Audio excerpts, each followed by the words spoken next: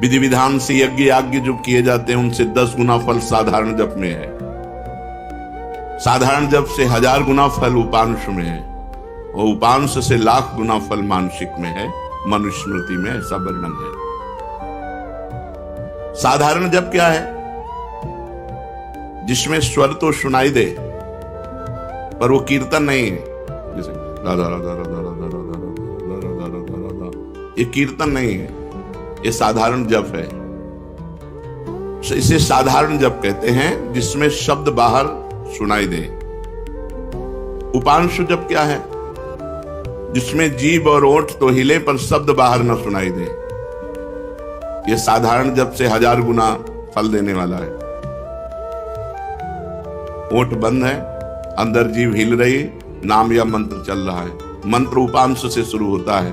मंत्र 2 ही प्रकार जपा जाता है, उपांश और मानसिक। नाम 3 प्रकार से जप होता है, साधारण जिसे वाचिक कहते हैं, फिर उपांश और मानसिक। साधारण जप से उपांश 1000 गुना श्रेष्ठ है। वो जिह्वा चलती है, ओंठ बंद रहते हैं, शब्द बाहर नहीं सुनाई देता।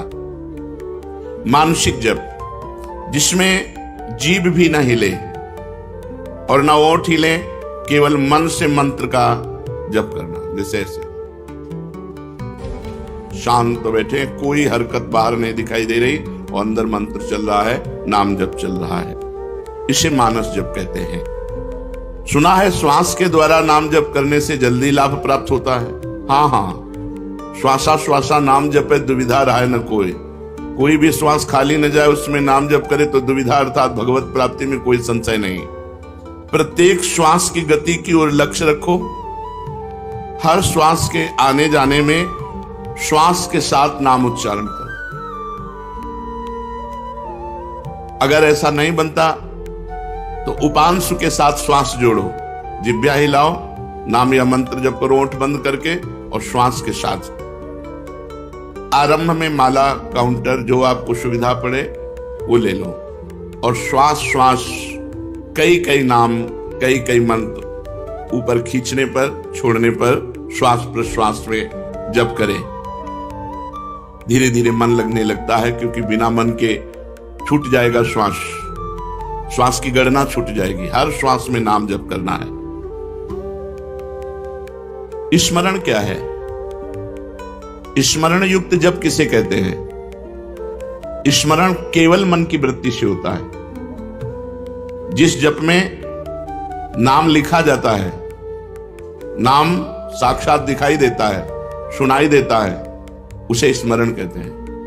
पूरी स्मृति में नाम या मंत्र विराजमान है, आप उसी में डूब कर जप कर रहे हैं।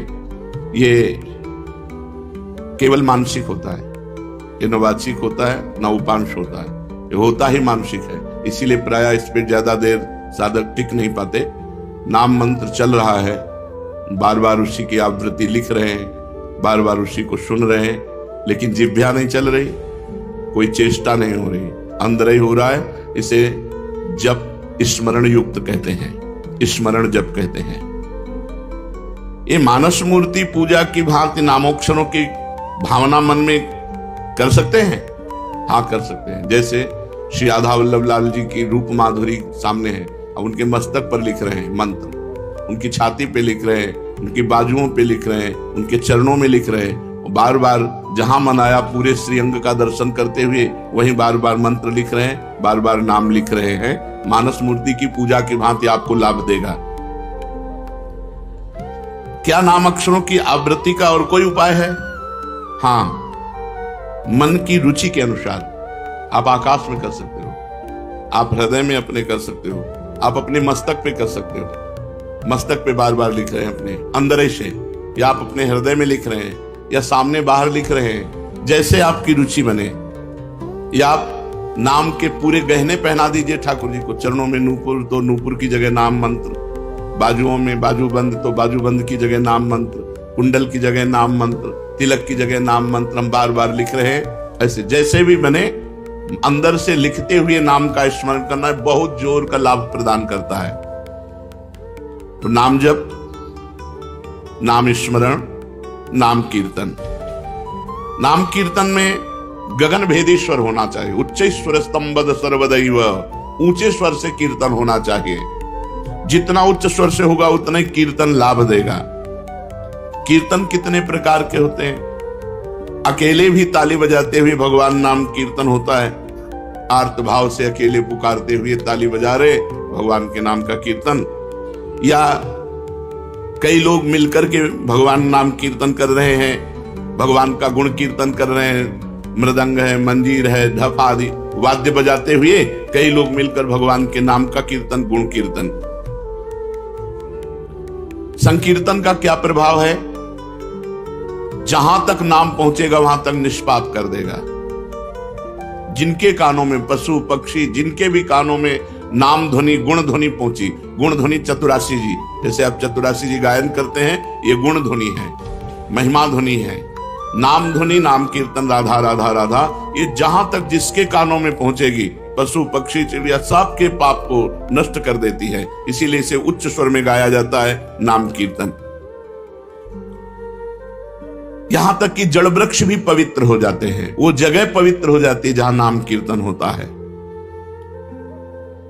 ये तो हम समझ गए। अब हर समय नाम जप कैसे हो? भगवान के नाम में महत्व बुद्धि होने से, अपनी भूल पर पश्चाताप होने पर, मैं क्यों भूल गया इतने सेकंड नाम, और बार बार नाम की आवृत्ति, अभ्यास करने से, अभ्यास की कमी के कारण, महत्व बुद्धि ना होने के कारण, भूल जाने पर पश्चाताप ना होने के कारण आपका भजन छूटता है। पूर्ण विश्वास करो, इसी नाम से सब कुछ हो जाएगा। नाम में रुचि हो जाए, नाम में प्रेम हो जाए, यही हमारी साधना की पूर्णता है। विश्वास और प्रेम ही भजन है। भजन क्या है? विश्वास और प्रेम। नाम में रुचि और विश्वास है कि इसी नाम जप से सब कुछ हो जाएगा। नाम में ही विश्वास और नाम में ही रुचि, इसे ही भजन कहते हैं। और भजन करते हुए भी यदि भजन में रुचि नहीं हो रही तो 10 नामापराधों में कोई एक अपराध बन रहा है, उससे बचना चाहिए। 10 नामापराध हैं, इनको कहीं लिखकर टांग दीजिए, जिससे हर साधक एक बार दृष्टि तो पड़ी जाए बड़े बड़े अक्षरों में। पहला, संत पुरुषों की निंदा। ये बड़े बड़ों से बन जाता है। जिनको अपनी साधना का गर्व होता है उनसे जरूर बन जाता है अपराध। वो दूसरे को लघु समझते हैं, हे समझते हैं। और जहां साधना इस बात की है कि सबको अपना भगवान मानना है, वासुदेवा सर्वम, सबको भगवान मानना है। मैं सेवक सचराचर रूप स्वामी भगवंत, मैं सेवक हूं, चराचर जगत मेरा भगवान है। लेकिन अपराध तभी बनता है जब अपने को बड़ा भजनानंदी, बड़ा साधक, बड़ा तपस्वी, बड़ा संत मान लेते हैं, तो फिर अपराध बनने लगता है। या हम किसी संत में दोष दर्शन करते हैं तो अपराध बनने लगता है। देखो, एक संतों की स्थिति होती है। कुछ स्थितियां ऐसी संतों की होती जिनको देखकर आपको लगेगा ये पूरे संसारी हैं, लेकिन वो संसारी नहीं है, वो बड़े भागवतिक हैं। हम बाहरी स्थितियों से नहीं समझ सकते हैं। पूज्य स्वामी श्री अनंग बोधाश्रम स्वामी जी महाराज दिगंबर रहते, गंगा जी के किनारे 12 महीना कष्ट सहते। और जब वहां खेत करने वाले जो तरबूज की खेती, सब्जी की खेती गंगा किनारे करते हैं, वो जब आते तो उनके पीछे लग जाते हो, कहते सुनो थोड़ी तमाकू दे दो, थोड़ी तमाकू दे दो। जहां धर्म सम्राट कर पाते जी साष्टांग दंडवत जिनको करते थे, प्रभुदत्त ब्रह्मचारी जी भगवान मान के आराधना करते थे, वो महापुरुष, वो कहते स्वामी जी तुम रोज मांगते हो, हम गरीब आदमी कहां से तुम्हें दें? अरे बोले थोड़ी दे दो यार। अब आप कैसे पहचानोगे कि किस कोटि का महापुरुष है? अगर आप उनकी इस चेष्टा को देखेंगे तो आपकी अश्रद्धा ना हो जाएगी? यार तमाकू, थोड़ी तमाकू के लिए इनके पीछे ढूंढ। और ऐसे महापुरुष के बड़े बड़े महापुरुष साक्षात चरणों में लौटते। संतों की बाहरी चेष्टाएं कुछ ऐसी हो सकती हैं जो हमारी समझ के परे हों, तो उन्हें केवल नमस्कार करें। पहला नामापराध है संतों की निंदा करना, सत्पुरुषों की निंदा करना। ये नियम ले ले, हमें किसी संत की निंदा नहीं करनी। और संत चाहे 1000 वर्ष से तपस्या कर रहे हो, चाहे आज दीक्षा लिया हो, शालिग्राम भगवान चाहे 100 वर्ष से सेवित हो, चाहे अभी विराजमान हो, वो बराबर होते हैं। जब पारस ने स्पर्श कर दिया तो चाहे 100 वर्ष पुराना सोना हो, चाहे अभी का सोना हो, वो तो सोना सोना ही है। ऐसे ही संत संत हैं, कभी किसी साधक के प्रति भावना नहीं तो कल कछोरा है, नहीं नहीं, वैसे भी सब में भगवान विराजमान है। संपूर्णतया भगवान ही सब, वासुदेवा सर्वम ही। तो फिर संत वेश है तो हमें नमन करना चाहिए, हमारे नेत्र सबको नमन करे। अगर किसी को छोटा मानते हैं तो दोष दर्शन हो जाएगा। सब में भगवान है। तृणादपि शुनि चेन तरोरिषेष्मणा। नाम जापक, नाम कीर्तन करने वाला कैसा होना चाहिए? तृणादपि शुनि चेन। क्यों? क्योंकि अगर ऐसा भाव नहीं तो निंदा किसी न किसी की करेगा और नामापराध, नाम में रुचि नहीं होने देगा, नाम जपने में बाधा पहुंचा देगा। इसलिए सबसे पहला है संत अपराध, भक्त अपराध। भक्तों की निंदा, संतों की अवहेलना ऐसा है कि बड़े से बड़े तप को एक क्षण में नष्ट कर दे। भक्तन निंदा अति बुरी भूल करे जिन कोय, किए सुकृत बहु जन्म के क्षण में डारे खोए। एक क्षण में बहुत जन्मों के पुण्य नष्ट हो जाएंगे, एक जन्म की कौन बात कहे। इसलिए डरो, भक्तन के अपराध से डरपत रहो।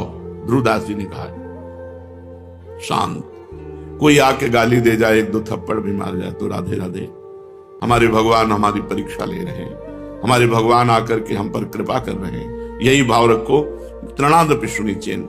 मैं भी तो संत हूं, नहीं मैं नीच हूं, मैं अधम हूं और सब संत हैं, सब भगवान के स्वरूप हैं। ऐसा मानने वाले से कभी अपराध ही नहीं बनता। अपराध बनता है जब गुणाभिमान होता है, अपने में गुणाभिमान होता है, तब दूसरों में दोष दर्शन होता है।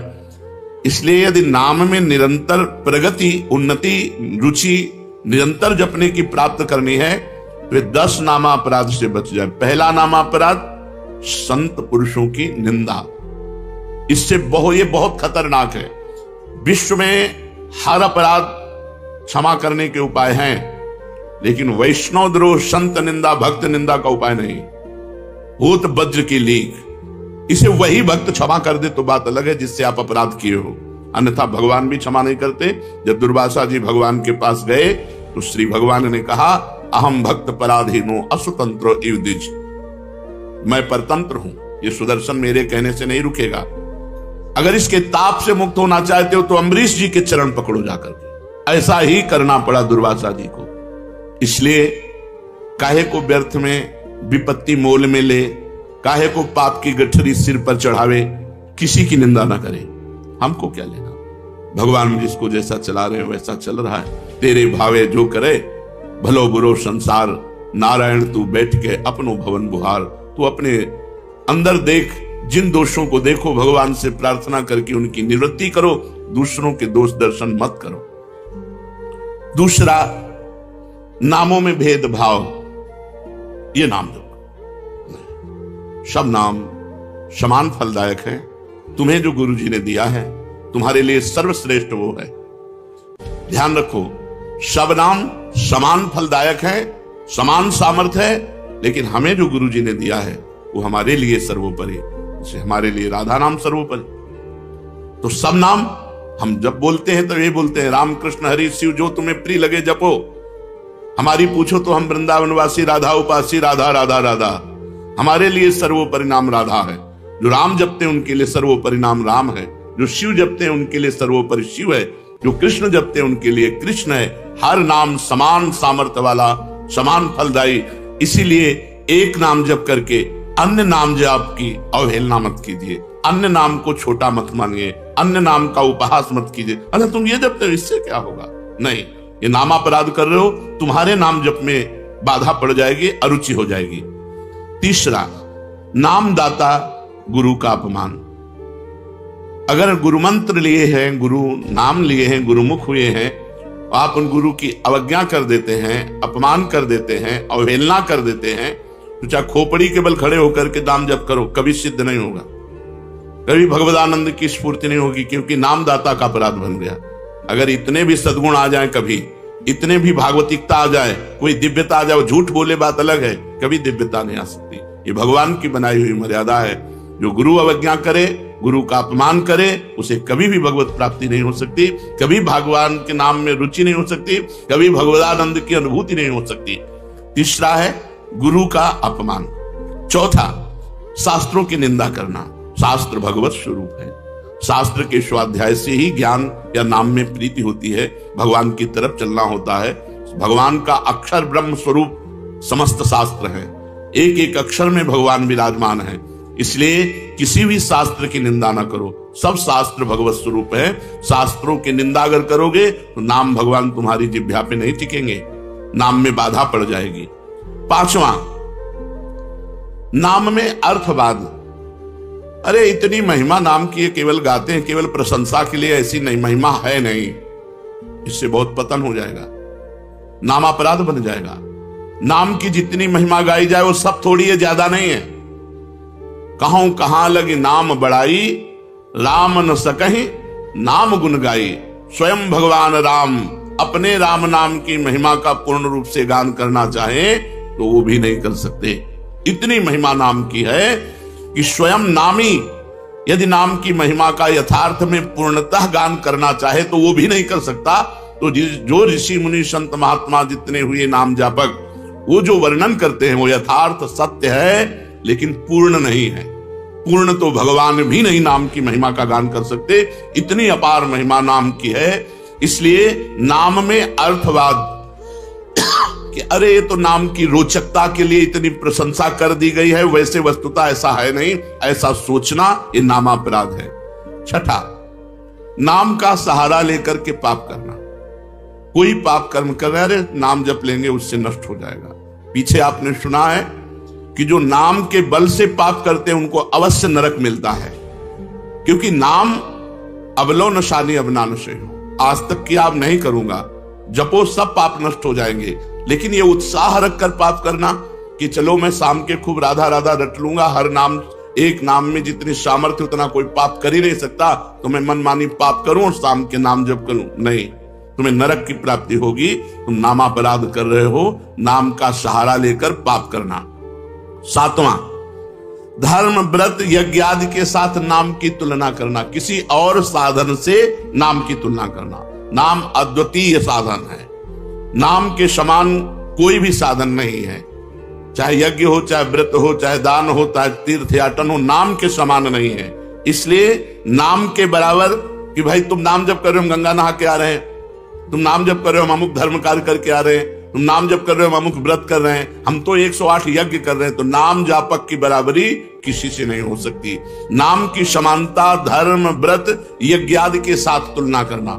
नाम जापक जब गंगा जी को स्पर्श करता है तो गंगा जी निष्पाप हो जाती है, गंगा जी निष्पाप हो जाती है। गंगा पापम, गंगा जी पाप का नाश करते हैं, लेकिन जब नाम जापक गंगा जी का स्पर्श करता है तो गंगा निष्पाप हो जाती है। इसलिए धर्म व्रत यज्ञ आदि के साथ नाम की तुलना करना ये नाम का सातवां अपराध है। आठवां, हरि निंदक, हरि विमुख, अवहेलना करने वाले भक्तों की, उन अश्रद्धालुओं को जो सुनना नहीं चाहते, जो भक्तों की निंदा करते हैं, भगवान की निंदा करते हैं, ऐसों को नाम का उपदेश करना।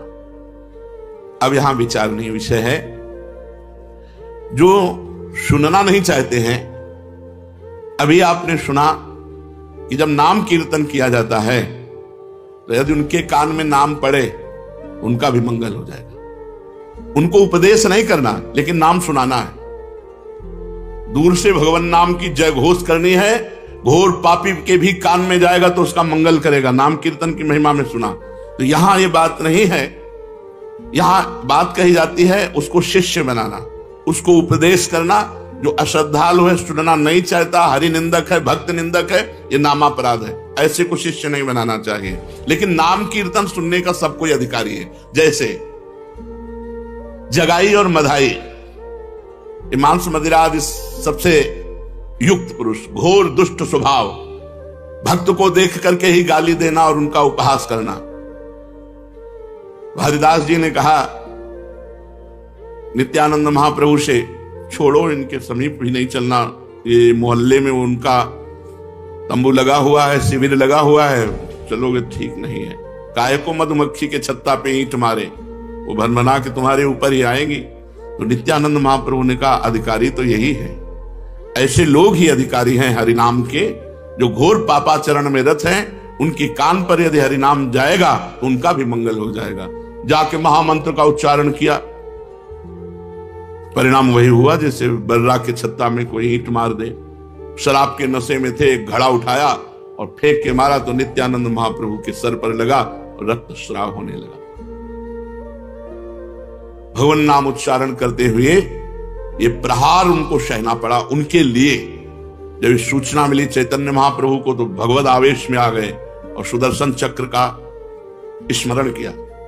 सबने प्रार्थना करी, नित्यानंद महाप्रभु चरणों में लौट गए, प्रभु आपका अवतार दुष्टता का नाश करने के लिए, दुष्टों का नाश करने के लिए नहीं, प्रभु ये आपके विशेष दया पात्र है, कृपा पात्र है। आखिरकार उन दोनों भाइयों को महाभागवत बना दिया, जगाई मधाई को महाभागवत बना दिया। उनके नाम के घाट बने हुए हैं। तो भगवान नाम सुनने का अधिकारी सब कोई है, लेकिन भगवान नाम की दीक्षा का जो हरिनिंदक है, भक्त निंदक है, अश्रद्धालु है, ऐसे को यदि नाम उपदेश किया जाए तो नामापराध लगता है। 9वां, इतनी नाम की महिमा सुनी और फिर भी नाम जप नहीं किए, ये नामापराध है। ये 9वां नामापराध है, नाम की महिमा सुनकर नाम में प्रेम ना करना, नाम की महिमा सुनकर नाम जप ना करना। इतनी महिमा सुनी, भगवान ने इतनी कृपा करी कि नाम की महिमा सुनवाई और आप नाम जप में नहीं लगे, अब आप अपराधी हो, आपको दंड मिलेगा। 10वां,